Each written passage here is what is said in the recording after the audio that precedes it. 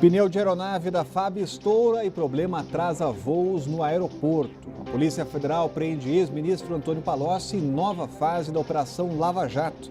E familiares e pacientes de doenças raras aproveitam o domingo para fazer uma manifestação. Os fatos da política, do DF e do entorno que você confere a partir de agora no Band Cidade, primeira edição.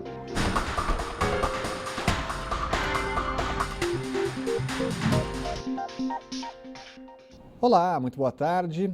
Olha, pela segunda vez em menos de uma semana, a pista de pouso do aeroporto JK foi interditada depois que um pneu do avião da Força Aérea Brasileira estourou. O incidente foi na tarde de ontem e provocou atrasos em 39 voos. Nesta segunda, ainda era possível ver os reflexos do problema. O que era para ser apenas uma conexão de 1h30 virou uma estada de quase 12 horas no aeroporto Juscelino Kubitschek. O voo da Wanda, previsto para sair de Brasília às 8h40 da noite desse domingo, foi cancelado depois que o pneu de um avião da FAB estourou. E pelo que ela conta, não foi oferecido hotel para ela e a família. Eles tiveram que dormir na sala VIP do aeroporto em situações nada confortáveis. Dormimos em poltronas, né? Todo mundo improvisaram. Teve pessoas que colocaram almofadas no chão, dormiram no chão mesmo. Mas quem conseguiu hotel não ficou em uma condição tão melhor assim do que a dona Wanda. A empresa responsável pelo voo da Fátima até disponibilizou vaga. Mas sabe que horas ela conseguiu da entrada? Às 6h30 da manhã. E estou voltando agora, retornando agora já para pegar o voo. Tentar pegar, né? Vamos ver se vai sair.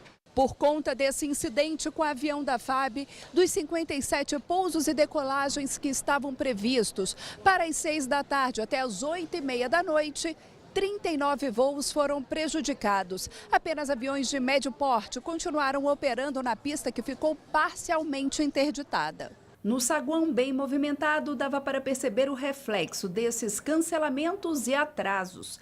Mas essa não foi a primeira vez que um avião da Força Aérea Brasileira provoca interdição de uma pista do aeroporto JK. Na última quarta-feira, outra aeronave da FAB também teve o pneu furado durante o pouso. Agora, o pior é perceber o descaso com os passageiros. Exatamente. As empresas aéreas certamente alegam que o atraso foi provocado não por culpa delas, mas por um acontecimento em relação ao qual elas não têm nada a ver. O problema é que os passageiros é uma atribuição das companhias aéreas que foram contratadas para levá-los ao seu destino. Portanto, as companhias aéreas não podem alegar de modo algum que não tem nada a ver com esse assunto. Agora, o problema também é provocado pela burocracia da Força Aérea Brasileira, né? Não há nada que justifique uma demora dessa natureza para trocar um pneu, de um pneu que furou. É porque eles certamente vão ali abrir uma sindicância para saber o que aconteceu. Enquanto isso, as pessoas ficam nos salões, dormindo em salão de embarque e desembarque de aeroportos. A FAB tem que modernizar e agilizar os seus procedimentos. E o Ministério Público deu um prazo de 10 dias para que as delegacias voltem a funcionar 24 horas por dia e que os agentes cedidos para cargos administrativos voltem aos quadros da corporação. Se a recomendação não for atendida, a Justiça será acionada. Policiais civis estão em operação padrão desde 4 de julho. Na prática, registros de ocorrências são feitos normalmente, mas as investigações e análises ficam prejudicadas com o procedimento. Por falta de profissionais, a direção da polícia determinou o fechamento de pelo menos 21 delegacias. A situação está assim desde o dia 14. Os promotores entendem que a redução de horário nas delegacias compromete o atendimento à população, principalmente nas áreas de baixa renda. O MP também afirma que a paralisação impossibilita a comunicação de um crime, o que pode aumentar a criminalidade e quem paga é a população. Exatamente. O que a gente espera é que, afinal de contas, o Ministério Público também pressione, ajude a pressionar os policiais a retornar à normalidade do seu trabalho, né? A população inteira está há meses vivendo essa situação em que nós somos utilizados como reféns dos interesses da categoria. Evidentemente que os policiais civis têm toda a razão de pretender o aumento salarial e que o GDF honre o compromisso que assumiu anos atrás, de equiparação salarial com a Polícia Federal. Essa equiparação é discutível, muita gente discorda dela, mas o fato é que ela foi conquistada pela categoria. Agora, o que essa classe precisa também se lembrar é que o governo federal quebrou.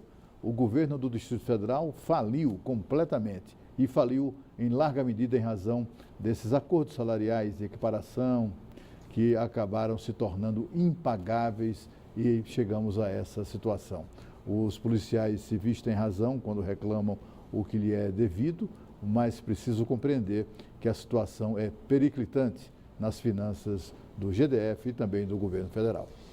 E a reversão na BR-070, no trecho que dá acesso à pista norte da estrutural, voltou a ser feita hoje. Do dia 14 de setembro até a última sexta, parte da rodovia federal ficou interditada do viaduto do Pistão Norte à entrada das ONGs, aliás, das QNGs em Taguatinga, para a obra de restauração asfáltica executada pelo DENIT.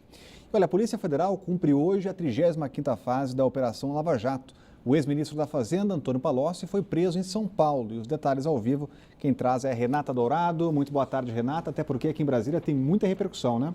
Sempre tem, né, Rodrigo? Muito boa tarde para você, para o Cláudio Humberto. Uma excelente semana para todos que estão aí nos acompanhando. É inevitável, né, repercutir isso aqui na capital do país, Congresso, Senado, até porque, enfim, são ações que dizem respeito diretamente a políticos, né? Ex-políticos, ex-ministros, enfim. Então, realmente é inevitável não repercutir aqui. Então, nessa ação estão sendo cumpridos 45 mandados judiciais, sendo 3 mandados de prisão e 15 de busca e apreensão e também de condução coercitiva, né, que é quando a pessoa é obrigada a depor. Esses mandados estão sendo cumpridos em São Paulo, Rio de Janeiro, Espírito Santo, Bahia, Mato Grosso do Sul e também aqui no Distrito Federal.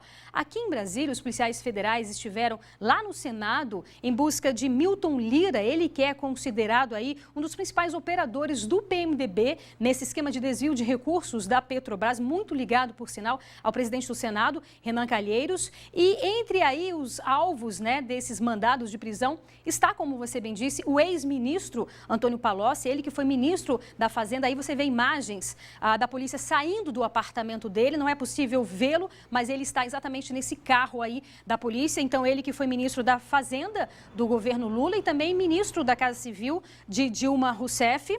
As suspeitas sobre ele, Rodrigo, as investigações começaram aí a ter início depois de uma delação do ex-diretor de abastecimento da Petrobras, Paulo Roberto Costa, que disse que em 2010 o Alberto Youssef, que por sinal também está preso em Curitiba, teria pedido a ele, Paulo Roberto, 2 milhões de reais de propina. Esse dinheiro iria para a cota do PP, Partido Progressista, mas esse dinheiro aí foi pedido, portanto, por recomendação ou por determinação do próprio Palocci, para ser aplicado em campanhas do PT. A partir daí, a polícia começou a investigar.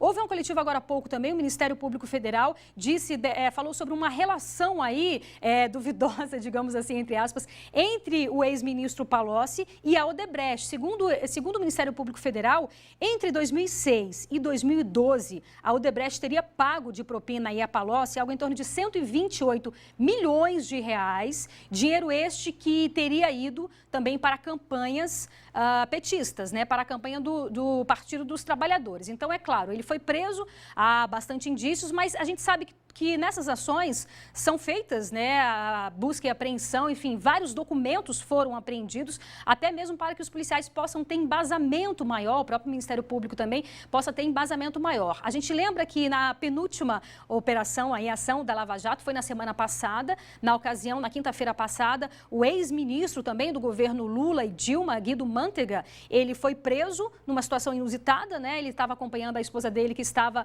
no hospital, ela tem câncer, iria passar por um processo cirúrgico, iria passar por uma cirurgia. Ele foi preso nessa situação e horas depois o juiz Sérgio Moro mandou soltá-lo porque o juiz Sérgio Moro explicou que não tinha o conhecimento dessa situação delicada, que o Ministério Público também não tinha o conhecimento e que todo o material necessário para o processo de investigação foi apreendido no próprio apartamento de Guido Mantega, então mandou liberá-lo. Então a gente vê aí essa última, por enquanto, né? A gente nunca sabe quando será a próxima, mas mais uma aí operação da Lava Jato. Rodrigo. Obrigado, Renata. Acompanhando as informações, segundo o ministro da Fazenda dos antigos governos, Cláudio Humberto, agora no foco da Operação Lava Jato. O fato, né, Rodrigo, é que essas pessoas roubaram demais o país. Olha, é preciso lembrar que esses 128 milhões de reais que a Polícia Federal apurou, que foram destinados somente pela Odebrecht para o PT, PT e seus chamados agentes, seus líderes, seus chefes, esse dinheiro não era apenas para fazer campanha eleitoral, não, viu? Era dinheiro para o bolso deles também. Tanto assim que o ex-ministro Antônio Palocci, que foi preso hoje, ele caiu quando ele era ministro-chefe da Casa Civil de Dilma Rousseff, exatamente porque descobriram o crescimento espetacular, extraordinário do seu patrimônio e da sua fortuna. Ele ficou rico na vida pública. Os adversários de Antônio Palocci chamam ele de ladrão há muito tempo. Desde quando ele foi prefeito de Ribeirão Preto, se envolveu em diversos escândalos, máfia do lixo, etc. Inclusive, o Antônio Palocci foi também alvo de denúncia dos seus próprios assessores, que revelaram que quando era prefeito lá de Ribeirão Preto, ele recebia um mensalão de R$50 mil do esquema de corrupção. De lá para cá, foram múltiplos os escândalos. E Antônio Palocci, que foi ministro da Fazenda de Lula e da Casa Civil de Dilma, esteve sempre no comando das operações de corrupção dos governos do Partido dos Trabalhadores. Agora ele está preso e as coisas começam a ficar ainda mais claras até em razão da operação da delação premiada de dirigentes da Odebrecht. E a seguir, familiares e pacientes de doenças raras aproveitaram o domingo para fazer uma manifestação. A gente volta já já.